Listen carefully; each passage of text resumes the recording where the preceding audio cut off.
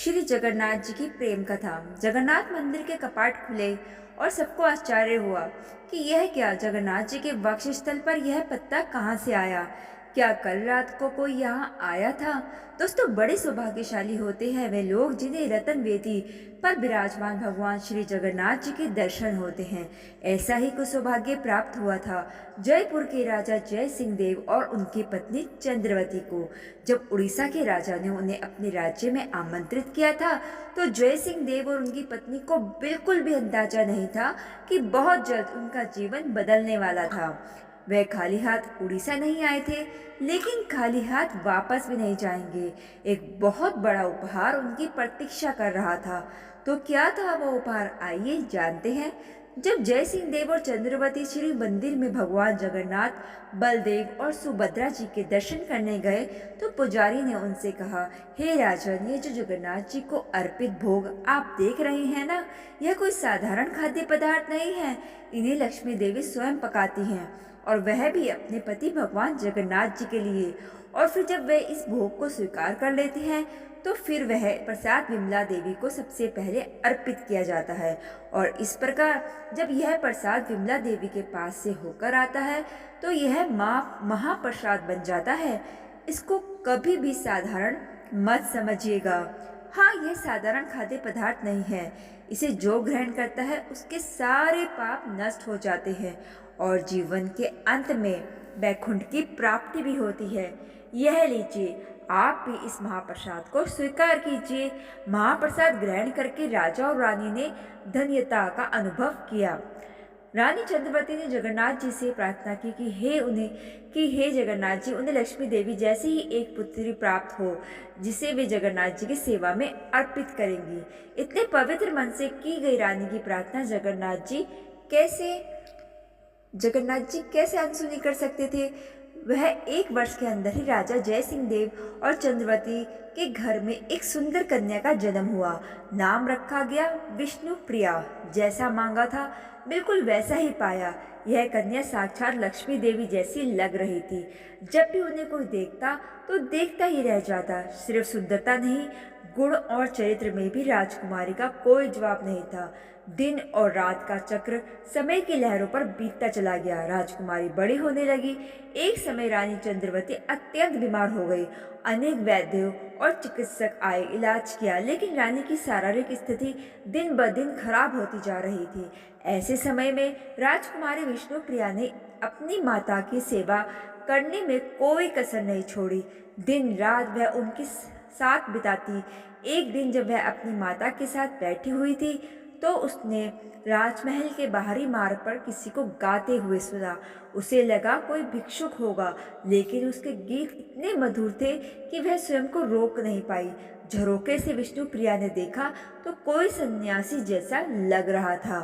उसने तुरंत अपनी दासी को भेजा और कहा, जाओ पता करो कौन है वह।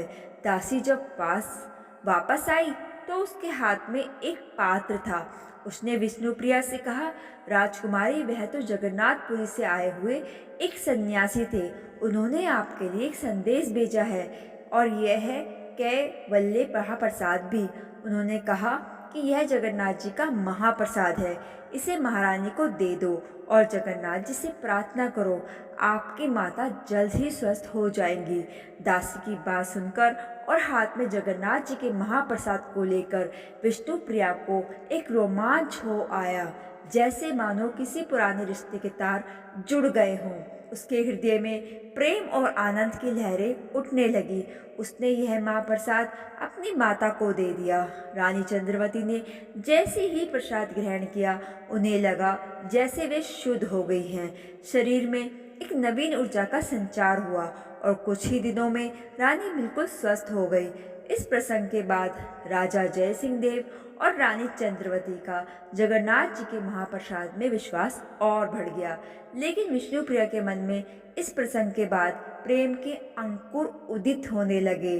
अब जब भी कोई पुरी से आता तो विष्णुप्रिया जगन्नाथ जी के विषय में उनसे पूछती और ध्यान से भगवान जगन्नाथ जी के गुणगान सुनती। एक दिन पुरी से एक पंडा जगन्नाथ जी का महाप्रसाद लेकर राजा से मिलने के लिए आता है। राजा जय सिंह देव ने अत्यंत सम्मान के साथ उनकी उत्तम देखभाल की। कुछ दिन रुकने के पश्चात जब वह वापस जाने लगा तो राजा ने जगन्नाथ जी के लिए उन्हें अनेक भेंट उपहार दिए। लेकिन विष्णुप्रिया सोचने लगी, जगन्नाथ जी तो स्वयं लक्ष्मी देवी के पति हैं, उनके पास किसी ऐश्वर्या की कमी कोई है, फिर मैं ऐसा क्या उपहार उनके लिए भेजूं जो उन्हें प्रसन्न कर सके। आखिरकार उसे एक उपाय मिल गया। विष्णुप्रिया ने एक भोजपत्र लिया, सुनहरी कलम ली, कस्तूरी को मसलकर एक विशेष सुगंधित स्याही तैयार की, अपने हृदय के प्रेम को प्रकट करते हुए एक पत्र लिखा, उसे सुंदर डिब्बे में रखा और पंडित को दे दिया। इसके साथ ही उसने पंडित को निवेदन किया कि ये मेरा जगन्नाथ जी के लिए उपहार है, इसे कृपया आप जगन्नाथ जी तक पहुंचा दीजिए। और इसके बदले में विष्णुप्रिया ने उस पंडित को एक स्वर्ण मुद्रा भी दी।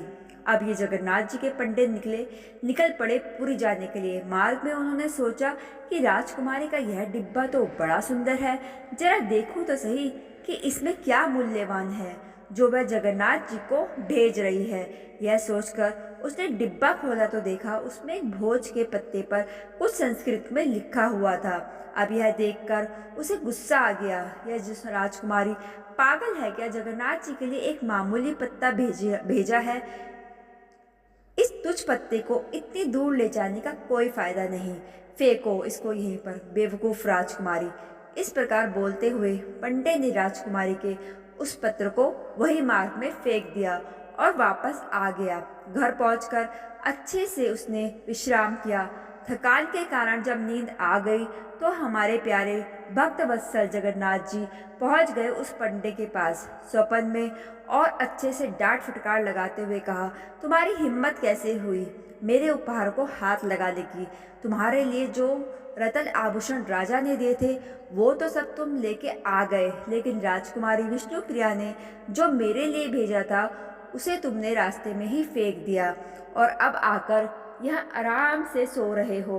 धूर्त कहीं के। जगन्नाथ जी को इस प्रकार क्रोध में देखकर पंडा घबरा गया। उसने कहा, प्रभु कौन सा उपहार, वो तो सिर्फ एक भोजपत्र था, तुच्छ पेड़ का पत्ता। जगन्नाथ जी ने बीच में ही उसकी बात को काट दिया। अरे मूर्ख, मेरे लिए यह पत्ता सबसे अनमोल था। राजकुमारी ने अत्यंत प्रेम और स्नेह से मुझे पत्र लिखा था और तुमने उसे व्यर्थ समझकर फेंक दिया। उसके समान की कीमती कोई भी धन संपत्ति मेरे लिए नहीं है। जब तुमने उसे मार्ग में फेंक दिया था तो मैंने उसे वहां से उठा लिया था। अब कल मेरे मंदिर में आकर तुम स्वयं देखना, वो मेरे पास मिलेगा तुम्हें। इतना कहकर जगन्नाथ जी अदृश्य हो गए। वो पंडा घबरा गया। अगले दिन प्रातःकाल वह अपने स्वप्न की सच्चाई जानने के लिए मंदिर में गया। जब मंदिर के कपाट खुले तो सभी लोग हैरान रह गए। उन्होंने देखा कि जगन्नाथ जी के वक्ष स्थल पर कुछ पत्ते लटक रहा था। सभी लोग अपने अपने तर्क लगाने लगे कि यह क्या हो सकता है। आखिर में वह पंडा मुख्य पुजारी के पास गया और उसने सारा वृत्तांत कह सुनाया कि किस प्रकार राजकुमारी विष्णुप्रिया का भेजा हुआ पत्र जगन्नाथ जी ने स्वयं अपने पास ले आए थे। यह सुनकर पुजारी ने मन में सोचा कि यह तो एक सामान्य पत्ते का टुकड़ा लग रहा है, इसका क्या मूल्य हो सकता है। क्या यह सोचते हुए उसने ध्यानपूर्वक उस पत्ते को वेदी से उठाया और उसे खोलकर देखा तो उसमें एक सुंदर संस्कृत का श्लोक लिखा हुआ था, जिसमें राजकुमारी ने अपने मन की बात श्री भगवान जगन्नाथ जी से कही थी। और उस श्लोक का अर्थ था कि हे प्रभु, शीर क्षेत्र जो भी आता है वह कुछ न कुछ उपहार लेकर आता है। मैंने भी सोचा कि मेरे प्रेम की निशानी के रूप में मुझे भी आपको कुछ देना चाहिए, किंतु मैं क्या दे सकती हूँ? आप तो स्वयं क्षीर सागर में शयन करते हैं जो समस्त रत्नों का भंडार है। आपकी पत्नी स्वयं लक्ष्मी देवी हैं, जिनकी कृपा से लोग समस्त धन संपत्ति प्राप्त करते हैं। आखिर अनेक बार सोचने पर मैंने निर्णय लिया कि जब आप वृंदावन से प्रस्थान करके मथुरा चले गए थे तो उस समय वृंदावन की गोपियों ने आपका मन चुरा लिया था, इसीलिए मैं आपको अपना मन दे रही हूँ। कृपया अपने चरण कमल में मेरे मन को स्वीकार कीजिए। वहाँ उपस्थित सभी ने इस पत्र को पढ़ा तो उनकी आंखों में प्रेम आंसू प्रवाहित होने लगे और राजकुमारी को उन्होंने प्रणाम किया। क्या आपने कभी भगवान के लिए प्रेम पत्र लिखा है? अगर हाँ तो हमें ज़रूर बताइएगा, और अगर आपको ये कहानी कैसी लगी मुझे ये भी ज़रूर बताइएगा।